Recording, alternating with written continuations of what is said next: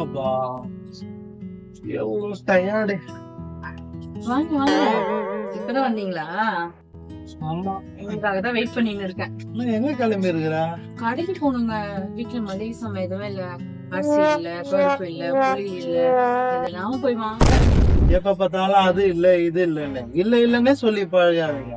இல்லாத இல்லன்னு தான் சொல்ல முடியும். வேற எப்படி சொல்ல முடியும்? ஆமா, எப்ப பார்த்தாலும் அரிசி இல்ல, பருப்பு இல்ல, சக்கரை இல்ல, எண்ணெய் இல்ல இல்லன்னு இல்லன்னு தான் வாயில வருது. இருந்தாதான் இருக்குதுன்னுவாங்க. இல்லாதப்ப இருக்குது நான் சொல்லுவாங்க. இருக்குதுன்னு சொல்லி பழக கத்துக்கோ. எப்படி சொல்லணும்? சொல்லுவோம் இருக்குதுன்னு. அரிசி டப்பா காலியா இருக்குது, பருப்பு டப்பா காலியா இருக்குது, புளி டப்பா காலியா இருக்குது. இப்ப வரீங்களா? கடைக்கு போலாம். இதுக்கு மேல இருக்குதுன்னு எப்படிதான் சொல்றது? ஐயோ, நீ சொல்றதெல்லாம் சரிதாம்மா. நான் தான் அவசரப்பட்டு சொல்லிட்டேன் போது.